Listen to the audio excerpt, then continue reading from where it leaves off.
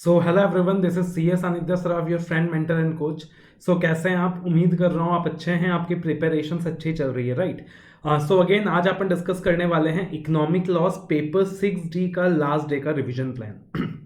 सो मेरे ऐसे बहुत सारे स्टूडेंट्स हैं जिन्होंने इकोनॉमिक लॉज अपना इलेक्टिव पेपर चूज कर रखा है, या रेदर मैं कहूँगा ऐसे बहुत सारे स्टूडेंट्स हैं जो जिन्होंने मुझसे क्लासेस नहीं भी ली हैं, बट आपने economic laws as elective choose कर रखा है और कहीं ना कहीं आप चाहते हो कि मैं आपको गाइड करूं that how to prepare economic laws in the last 1.5 days before the examination. Now in this video broadly I am going to cover two things. First is how you are going to prepare economic laws in the last day, and secondly what is the material that you are required to carry to the examination hall in the economic laws paper 6D paper। ठीक है ना? तो ये दो बातें आपके साथ में शेयर करने वाला हूं। तो इससे पहले कि आगे बढ़े यार, वीडियो को लाइक कर दो। अगर ढेर सारे लाइक्स आप देते हो तो यार अच्छा लगता है, दिल को खुशी मिलती है, दिल को सुकून मिलता है कि आप वीडियोस को पसंद कर रहे हैं, है ना? तो वीडियो को लाइक कर दो, वीडियो को शेयर कर दो, डू सब्सक्राइब द चैनल। अब अगर हम इकोनॉमिक लॉस पेपर 6D की बात करें तो this is a open book examination, right? Open book examination का मतलब क्या है कि एग्जाम के अंदर आप किताब लेकर जा सकते हो। एग्जाम के अंदर आप किताब लेकर जा सकते हो और यहाँ पे आपको जो समय मिलने वाला है वो 4 घंटे का मिलने वाला है, 3 घंटे का नहीं मिलने वाला है। So this is not going to be a 3 hours battle, this is rather going to be a 4 hours battle in the examination hall, right? This is going to be a 4 hours battle in the examination hall. तो normally आप 3 घंटे का exam देते हैं, ये आपका 4 घंटे का एग्जाम रहेगा और यहाँ पे आप पेपर लेकर साथ में जा सकते हैं, मतलब बुक लेकर साथ में जा सकते हैं। क्या बात है सर, फिर तो मतलब मजे ही मजे आ गए भाई। बुक लेकर साथ में जा सकते हैं तो पढ़ने की क्या जरूरत है। अब सबसे पहले मैं एक चीज बता दूं कि जब हम कह रहे हैं ये ओपन बुक एग्जामिनेशन है, my first tip to the students will be forget about the fact that it is a open book examination if you want to get good marks in the subject। भूल जाएं कि ये एक open examination है।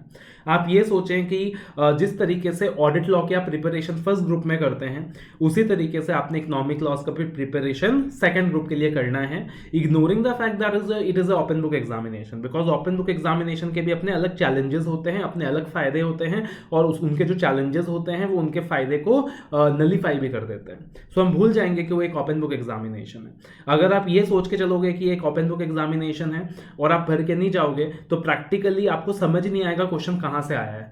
नकल करने के लिए भी अकल की जरूरत होती है ना? तो आपको समझ ही नहीं आएगा क्वेश्चन कहां से आया है। और हर बार अगर आप स्टडी मैट में जाकर ढूंढने की कोशिश करोगे चीजें और फिर लिखने की कोशिश करोगे तो आप एग्जाम में 50 नंबर भी अटेम्प्ट नहीं कर पाओगे, 100 मार्क्स तो दूर की बात है। So forget the fact that it is open book examination.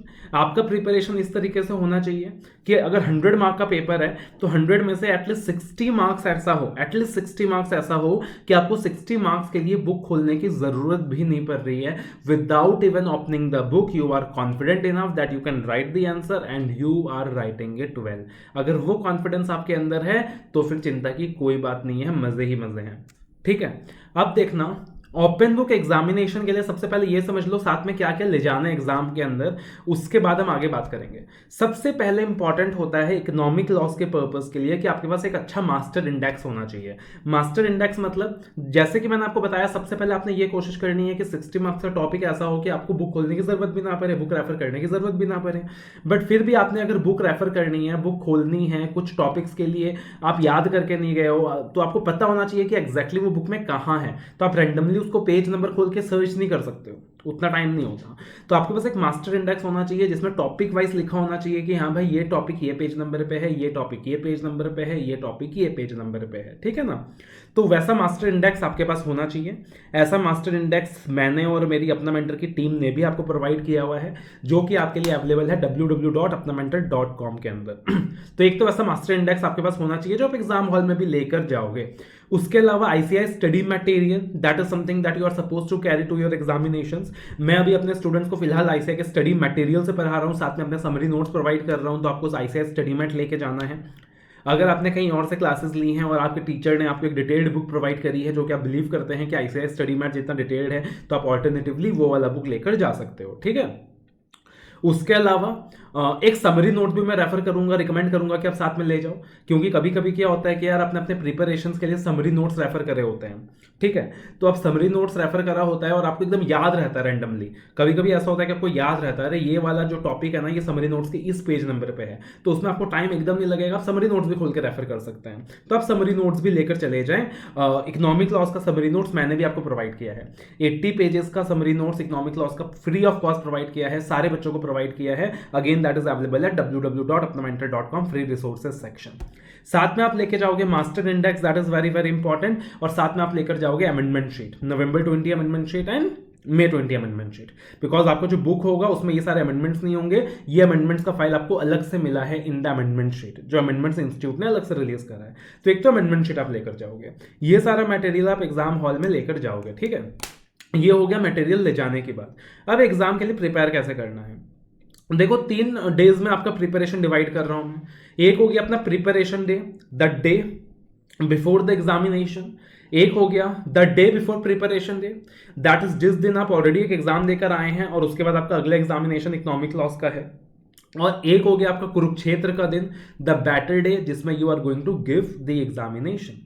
तो जो डे बिफोर डे है, डे बिफोर प्रिपरेशन डे है, मतलब जिस दिन आप एग्जाम देकर आए हो उस दिन आपको मैक्सिमम 5 घंटा मिलता है, बिकॉज एग्जाम देकर आप आते हो 5:30-6 बज जाता है, फिर आप थक जाते हो, आपको थोड़ा सा रेस्ट करना होता है, थोड़ा बहुत कुछ खाना होता है, उसके बाद आप जब पढ़ना स्टार्ट करते हो 7:30-8 बज चुके होते हैं और 4-5 घंटे से ज्यादा आप समय नहीं निकाल सकते हो पढ़ने के लिए।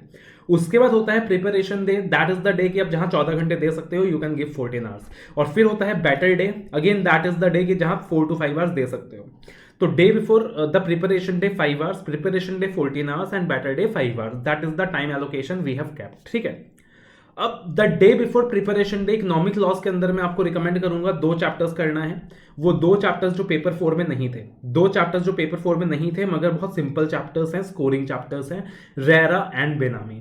और एक चीज आपको और बता दूं, 5 घंटे का समय है और रेरा और बेनामी आपको सिर्फ एक बार रिवाइज नहीं करना है, रेरा और बेनामी आपने 2 बार रिवाइज करना है 5 घंटे में। सर 5 घंटे में रेरा बेनामी 2 बार रिवाइज हो सकता है क्या? मैं आपको कह रहा हूं 5 घंटे में रेरा बेनामी 4 बार भी रिवाइज हो सकता है। रेरा का मैंने आपको वॉइस क्लिप प्रोवाइड किया है, बेनामी का मैंने आपको वॉइस क्लिप प्रोवाइड किया है, रेरा का मैंने आपको रिविजनरी वीडियो प्रोवाइड किया है, बेनामी का भी मैंने आपको रिविजनरी वीडियो प्रोवाइड किया है।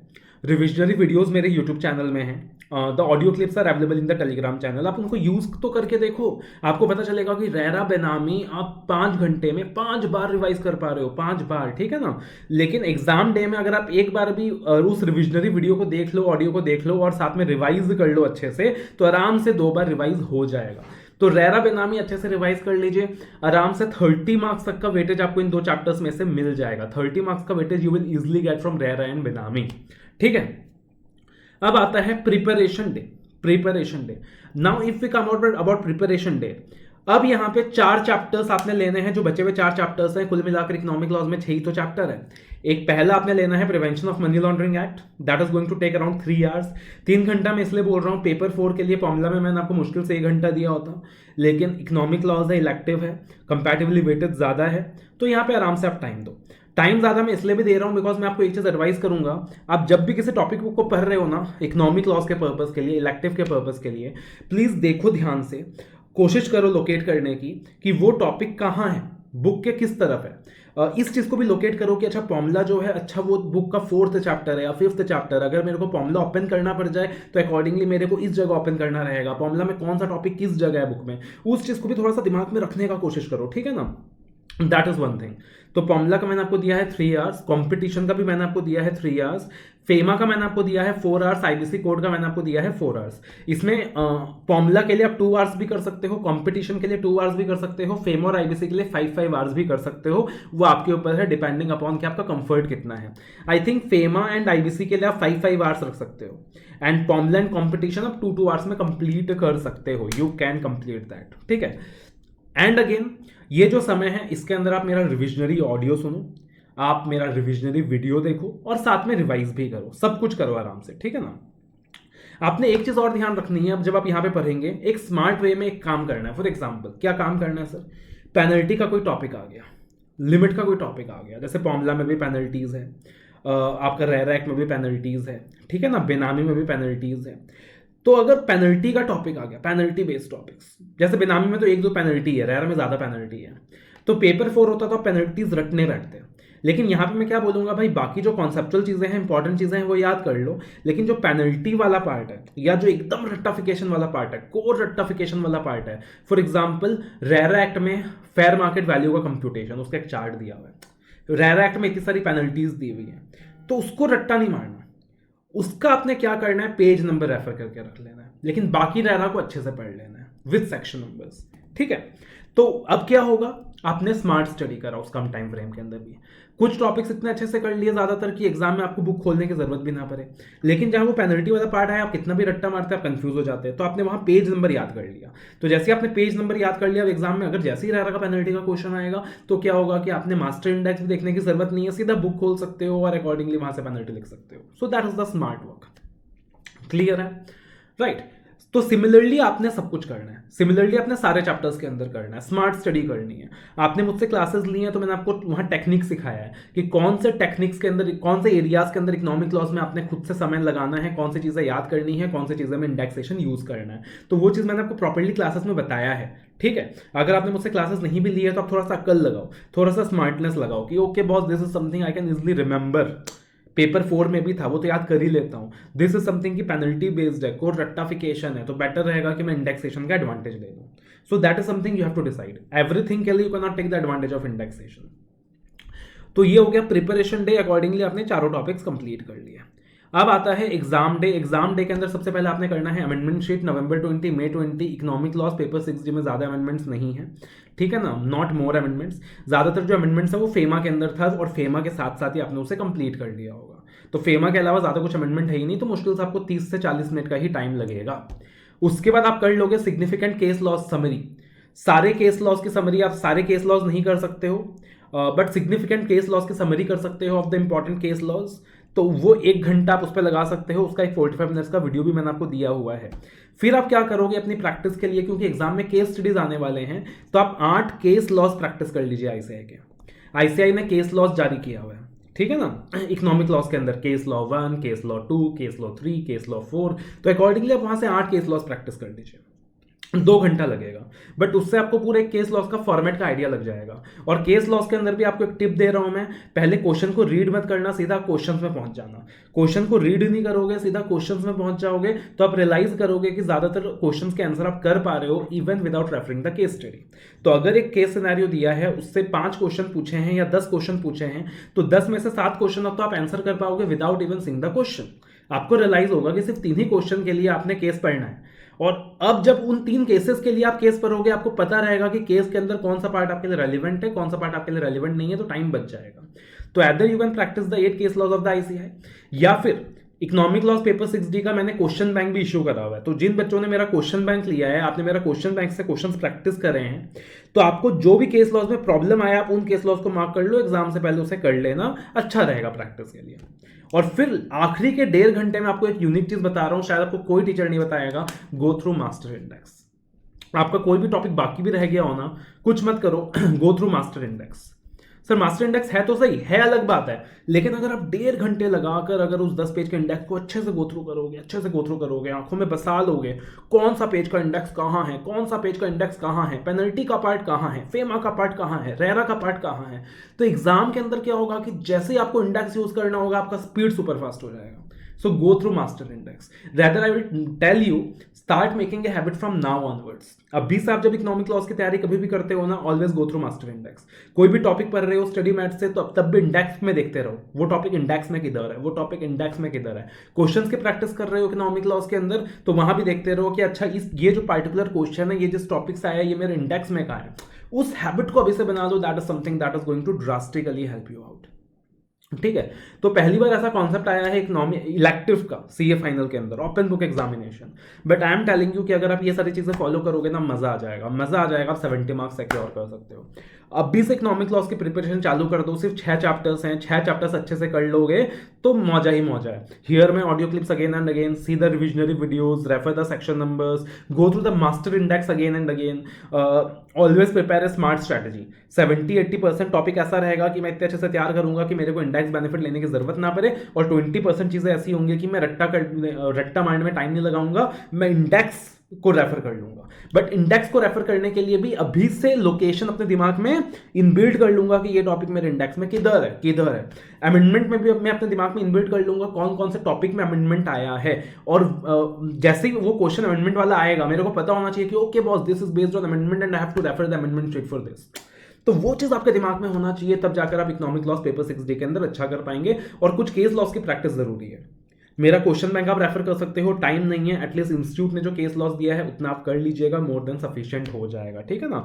आपको 10-20 मैटल कैरी करने की जरूरत नहीं है। अगर आप सिर्फ आईसीआई का एसएम और मास्टर इंडेक्स भी ले जाते हो वैसे भी वो भी सफिशिएंट होता है, बट बिकॉज आईसीआई का एसएम के अंदर अमेंडमेंट कवर्ड नहीं है तो अपने साथ में अमेंडमेंट शीट ले जानी है। और समरी नोट्स ले जाना जरूरी नहीं है, बट समरी नोट्स इसलिए बोला मैंने क्योंकि कभी कभी आप फैमिलियर होते हो बहुत ज्यादा, तो समरी नोट्स में आप जल्दी निकाल सकते हो, मैंने इसलिए समरी नोट्स बोला, वरना उसको ले जाना भी जरूरी नहीं है। क्वेश्चन बैंक ले जाना बिल्कुल जरूरी नहीं है, क्वेश्चन बैंक आपको लेके जाना ही नहीं है, उतना मेटल आप नहीं ले जा सकते हो, ठीक है। So this is something that you have to carry and this is how you are suppose to prepare. So उम्मीद करता हूं भाई ये वीडियो आपके लिए बेनिफिशियल रहा होगा, ये वीडियोस भी आपके लिए बेनिफिशियल रहा होगा। रिविजनरी ऑडियोज अगर आप सुन रहे हो तो मुझे उम्मीद है कि आपको मजा आ रहा होगा। अगर आपने रिविजनरी वीडियोस देखे हैं इकोनॉमिक लॉस पेपर के तो उम्मीद कर रहा हूं कि अगेन उसमें भी आपको मजा आया होगा। फेमा का वीडियो में आपने बहुत ही जबरदस्त रिस्पॉन्स दिया है, सुपर्ब रिस्पॉन्स दिया है, राइट। काफी सारे स्टडी रिसोर्सेज आपको प्रोवाइड किया है मैंने, मास्टर इंडेक्स प्रोवाइड किया है, अमेंडमेंट शीट प्रोवाइड किया है, केस लॉस के फाइल्स प्रोवाइड किए हैं, समरी नोट्स के फाइल प्रोवाइड किए हैं। तो अपनी तरफ से जब तक अजान आपको सपोर्ट किया है और आगे भी करता रहूंगा। उम्मीद करता हूं आपको ये चीजें पसंद आई हैं। अभी भी आपको कहना चाहता हूं मैं कि अभी भी अगर आपका इकोनॉमिक लॉस का प्रिपरेशन अच्छे से नहीं हुआ है ना, अभी भी कर सकते हो भाई, अभी भी कर सकते हो, टाइम है, राइट। सेल्फ भी कर सकते हो, सेल्फ दिक्कत आ रही है, लग रहा है नहीं हो पा रहा, तो मेरा क्लासेस भी अवेलेबल है। 40 घंटे में इकोनॉमिक लॉस बहुत अच्छे से हो जाएगा, 6 के 6 chapters, all the 6 chapters. So you can use the classes, you can do the self study. But अभी भी इकोनॉमिक लॉस की तैयारी नहीं हुई है तो सिर्फ 6 चैप्टर है, अभी भी आप कर सकते हो और अभी भी इस सब्जेक्ट के अंदर अच्छे मार्क्स ला सकते हो। और आपने इस सब्जेक्ट में कम से कम 70 टारगेट करना है, 70 टारगेट करना है, फिर 50 भी आते हैं, अच्छी बात है, लेकिन टारगेट ही 50 करोगे तो भैया हो सकता है 30-35 में भी लैंड कर जाओ। और इस सब्जेक्ट में अपने को एग्जाम्पशन लाना है ताकि वो एवरेज के अंदर अपना अच्छा मार्क्स निकल के आ जाए, राइट। सो उम्मीद करता हूं again this was beneficial for you. Don't forget to like the video, share the video and again subscribe the channel.